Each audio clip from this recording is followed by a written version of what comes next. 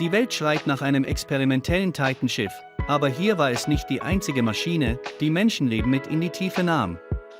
In diesem Video zeigen wir mehrere U-Boot-Unfälle, bei denen ihre Besatzung gnadenlos hingerichtet wurde.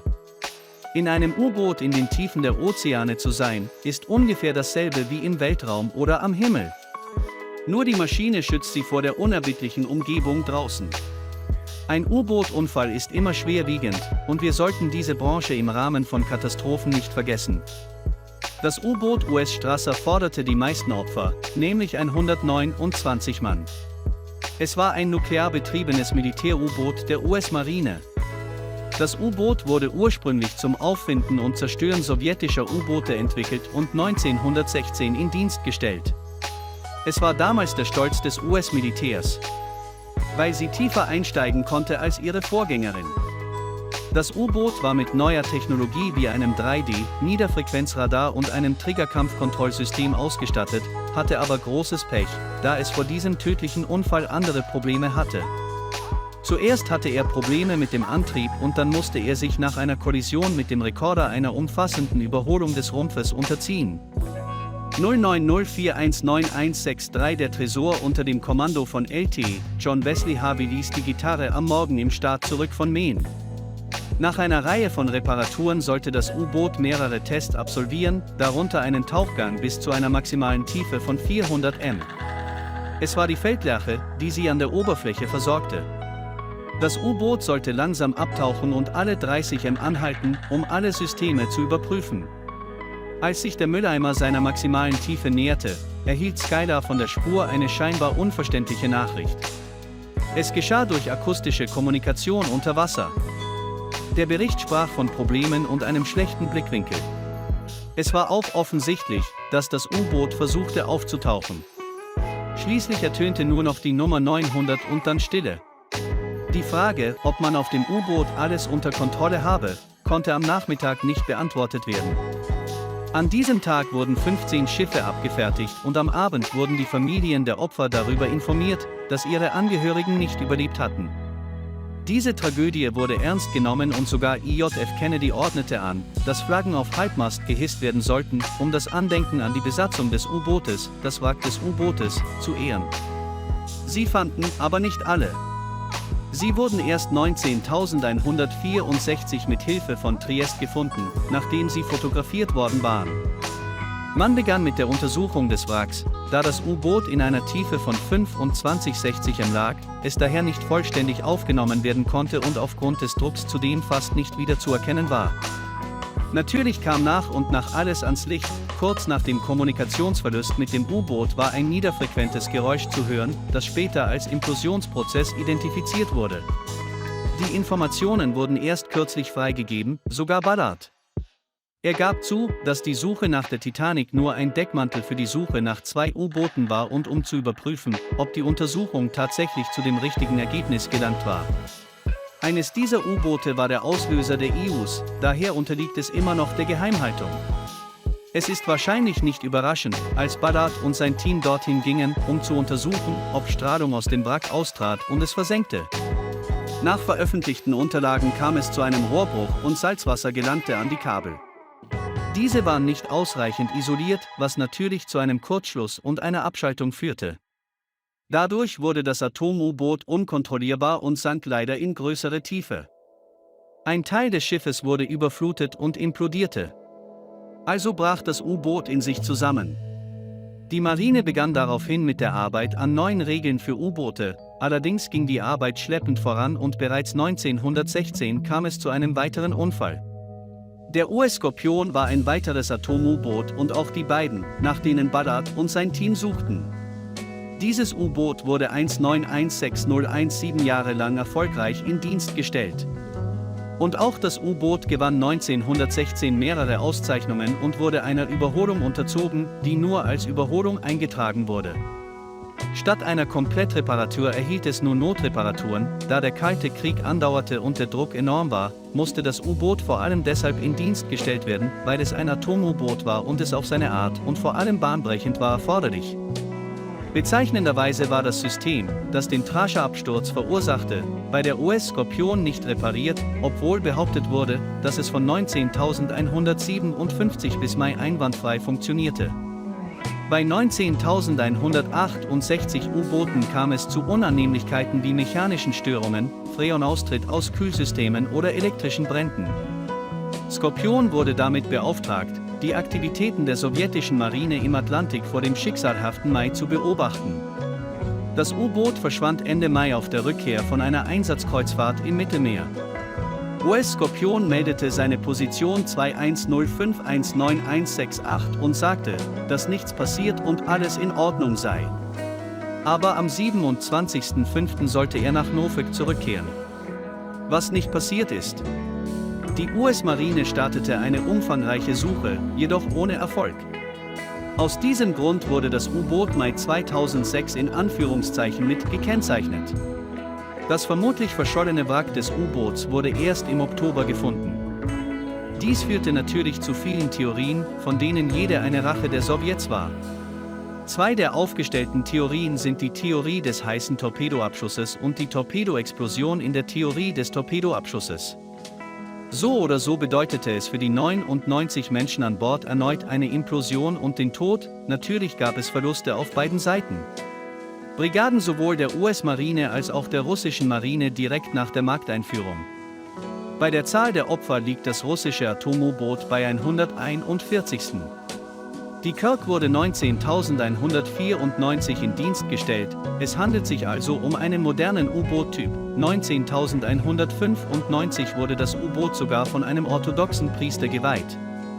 Der Bau des U-Bootes wurde während der Sowjetzeit genehmigt und es war die größte Klasse von Angriffs-U-Booten, die wie die Titanic rekonstruiert wurde. So behauptete das I.O. dieses U-Bootes, dass sie unsinkbar sei, weil sie eine Doppelhülle mit außergewöhnlicher Korrosionsbeständigkeit im Jahr 19199 hatte. Kisk führte eine erfolgreiche Spionageaufklärungsmission im Mittelmeer durch. Der U-Boot-Kommandant Jean Deitch Peter Talia-Ekt wurde in Russland zum Nationalhelden. Wir nähern uns dem Jahr 2000, also dem August.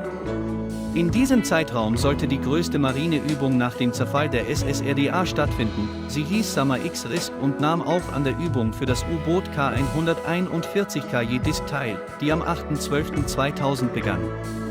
Im Rahmen der Übung feuerte das U-Boot um 11 Uhr und 28 Minuten Ortszeit 2 Blindtorpedos gegen den Raketenkreuzer Pjotr der Große ab. Das hochkonzentrierte Wasserstoffperoxid, das zum Antrieb des Torpedos verwendet wurde, sickerte durch die Hülle im Torpedogehäuse. Es gelangte vermutlich in die Torpedorohre und löste eine chemische Kettenreaktion mit den Metallen aus.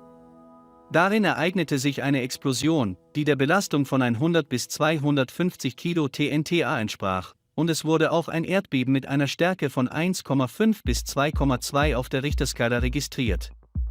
Das U-Boot sank auf eine Tiefe von 100 m. Als sich die Explosion 135 Sekunden später ereignete und erheblich heftiger war, wie von seismischen Stationen in ganz Nordeuropa aufgezeichnet wurde, war es höchstwahrscheinlich, dass eine größere Anzahl von Torpedosprengköpfen auf Meeresbodenniveau explodierte. Die Explosion riss den Rumpf des Schiffes sowie die Abteilungen 3 und 4 auseinander. Sofort strömte Wasser mit unglaublicher Geschwindigkeit in das U-Boot und leider starben alle in diesen Räumen. Die 23 männlichen Überlebenden aus den nicht betroffenen Abteilen versammelten sich in Abteil 9. Es gab einen Fluchttunnel, das wäre physiologisch möglich gewesen. Das U-Boot verlassen, aber niemand wusste, ob sich die Tür überhaupt öffnen würde. 23 Männer blieben nach der Notabschaltung der Atomreaktoren auf dem U-Boot gefangen, berichtete die Notstromquelle. Es ist erschreckend, was Kapitänleutnant Dmitri Romanov YC Kolesnikow geschrieben hat. Es ist zu düster zum Schreiben, aber ich werde es versuchen. Es scheint keine Chance zu geben, vielleicht 10% bis 20%. Hoffentlich liest das wenigstens jemand. Hier ist eine Liste der Leute aus Abschnitt 2, die jetzt in den Neunen sind und versuchen werden, von hier aus Grüße an alle zu übermitteln. Es besteht kein Grund zur Verzweiflung, Kolesnikows Theorien darüber, wie lange die Seeleute überlebt haben, sind ziemlich erschreckend. Auf russischer Seite war von einem schnellen Tod durch eindringendes Wasser in dem Abschnitt die Rede, in dem sich die restliche Besatzung befand. Sie wiesen darauf hin, dass Superoxidpatronen verwendet wurden, die zur Herstellung von ZCO2, Sauerstoff dienen. Das Magazin mit den Patronen könnte mit Meerwasser in Kontakt gekommen sein und nach einer chemischen Reaktion könnte der Abschnitt in Brand geraten sein. Offizielle Prüfung. Es stellte sich heraus, dass es brannte und einige der Männer retteten sich, indem sie zu diesem Zeitpunkt unter die Wasseroberfläche tauchten. Das hüfthohe Feuer verbrauchte jedoch schnell den restlichen Sauerstoff und führte zum Erstickungstod. Natürlich gibt es immer noch unzählige Theorien darüber, was mit dem U-Boot passiert sein könnte. 118 Menschen starben damals. Ein weiteres russisches U-Boot mit einem traurigen Schicksal war das strategische Raketen-U-Boot K-129. Die Golf II Klasse sank am 0803191168 im Pazifik Sea. Das U-Boot befand sich zu diesem Zeitpunkt auf einer Patrouillenmission, die ab dem 19. Februar 168 dauerte. Der Prophet teilte ihm den Standort mit. Zu mentalen Sprüngen, aber dann hörte sie nichts mehr. Ende März wurde das U-Boot mit der gesamten Besatzung in Anführungszeichen als vermutlich verschollen markiert. Das Wrack wurde erst im August 19.168 in einer größeren Tiefe als das Wrack der Titanic, 4900 m, gefunden. Über die Unfallursache wird immer noch spekuliert. An Bord befanden sich 98 Passagiere. Wir bewegen uns von Russland und Amerika nach China. Das chinesische U-Boot Ming 361 war ein konventionelles dieselbetriebenes Elektro-U-Boot der chinesischen Volksbefreiungsarmee. China trainierte mit diesen Socken im Osten und begleitete verschiedene Einsätze gegen die USA-Pazifikflotte und andere Länder. Und auch zu anderen Staaten, zu denen es angespannte Beziehungen hatte, führte das U-Boot April 2003 Militärübungen im Gelben Meer zwischen Nordkorea und der chinesischen Provinz San durch. Damals befand es sich auf einer berührungslosen Mission, so wie ich weiß nicht genau, wann es passiert ist. Es ist wahrscheinlich passiert. 16.04.2003 Der Dieselmotor wurde nicht ordnungsgemäß abgeschaltet und verbrauchte den gesamten verfügbaren Sauerstoff an Bord des U-Bootes. Es ist ein sehr schleichender Tod. Den Sauerstoffmangel bemerken Sie erst, wenn Sie aufgrund der Hypoxie schlafen möchten. Das U-Boot wurde von der Strömung mitgerissen und nach 10 Tagen von chinesischen Fischern entdeckt. Den Periskopen zufolge war der Blick ins Innere nichts für schwache Nerven, aber ich hatte einen Namen dafür, dass ich feststellte, dass alle gerade auf ihren Sitzen auf dem Boden zusammengebrochen waren, als sie aufgrund der Hypoxie bewusstlos wurden. Insgesamt starben 70 Besatzungsmitglieder, davon 13 von der chinesischen Marineakademie. Dann kam es zu Anpassungen der Vorschriften und des Kommandos, wobei einige hochrangige Offiziere entlassen oder degradiert wurden. Das U-Boot K-8 war ein sowjetisches Atom-U-Boot des Projekts 627 mit 2 Kernwasserreaktoren und wurde am 310519159 vom Stapel gelassen. In seiner Biografie hatte dieses U-Boot 2 Unfälle, die mit seinem Untergang hätten enden können, allerdings endete nur der zweite Unfall tödlich. Ein Unfall ereignete sich am 13.10. 19.160, also kam es ziemlich bald nach der Inbetriebnahme unter dem Kommando von Kapitän Schulakova zu einer Fehlfunktion eines der Kernreaktoren, während das U-Boot am Ufer auf den Nordpol zusteuerte. In diesem Moment explodierte draußen auf dem Meer ein Kühlkreislaufrohr, was zu einem Leck führte. Das Kühlmittel musste auf ein Backup-Kühlsystem umgestellt werden, um eine Überhitzung des Reaktors zu verhindern. Seine aktiven Gasdaten wurden jedoch durchgesickert. Auch nicht, wie viele Männer weniger als ein Jahr später davon betroffen waren. 0804191170 Das U-Boot befand sich im Golf von Biscay im Nordatlantik. Es war 490 Kilometer von der spanischen Küste entfernt. Als in diesem Moment an Bord ein Feuer ausbrach, wurden beide Reaktoren abgeschaltet und der Kapitän befahl, das U-Boot nach dem Auftauchen zu verlassen. Als das Kriegsschiff einlief, wurde ihnen befohlen, das Boot mit der Besatzung zurück zum U-Boot zu bringen. Während des Schleppens sank das U-Boot.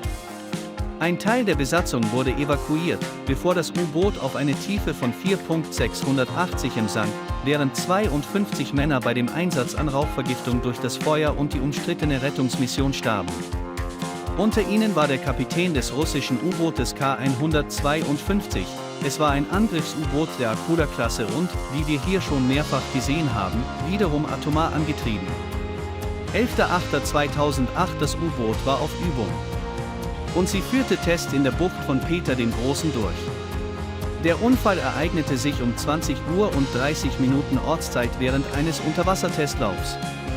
Das Feuerlöschsystem des U-Bootes soll aktiviert worden sein, die beiden vorderen Kammern abgedichtet und mit Halogengas gefüllt haben. Das Gas verdrängt Sauerstoff, der das Feuer anheizt. Dadurch wird das Feuer erstickt. In hohen Konzentrationen führt es zur Bewusstlosigkeit, und wenn die Person nicht sofort wiederbelebt wird, erstickt sie, erleidet Hirnschäden oder bleibt im irreversiblen Koma. Bei diesem Unfall starben 20 Menschen durch Erstickung und ein 41. Es kam zu Verletzungen, viele der Verletzten erlitten angeblich Erfrierungen aufgrund der kühlenden Wirkung der Windel. Bei den Ermittlungen stellte sich heraus, dass ein Besatzungsmitglied unerlaubt die Feuerlöschanlage eingeschaltet hatte oder sogar der Feuerwehrmann angefangen hatte, damit zu spielen aus Langeweile. Das System schätzte fälschlicherweise ein, dass im U-Boot ein Feuer ausgebrochen sei und der dafür Verantwortliche ausgebrochen sei. Er wurde angeklagt, später aber freigesprochen. Die Anschuldigungen rund um diesen Server sind Verschwörungen und auch die Kollegen der Person, die ihn starten sollte, sind skeptisch. Ihrer Meinung nach war er ein Spezialist und würde so etwas nicht tun. Darüber hinaus war das Schiff zu diesem Zeitpunkt überfüllt, was möglicherweise zu solchen Verlusten beigetragen hat. Im Laufe der Geschichte gab es noch viele weitere U-Boot-Unfälle. Dies sind die interessantesten und größten. Wir dürfen nie vergessen, dass ein Unfall nie vollständig verhindert werden kann, egal wie perfekt die Technik auch sein mag. Was sagen Sie zu all diesen Situationen? Welche Geschichte fandest du am interessantesten? Bitte schreibt es in die Kommentare, ich würde es gerne lesen. Jedenfalls für das heutige Video, liken, kommentieren, abonnieren, teilen, genießen und auf Wiedersehen.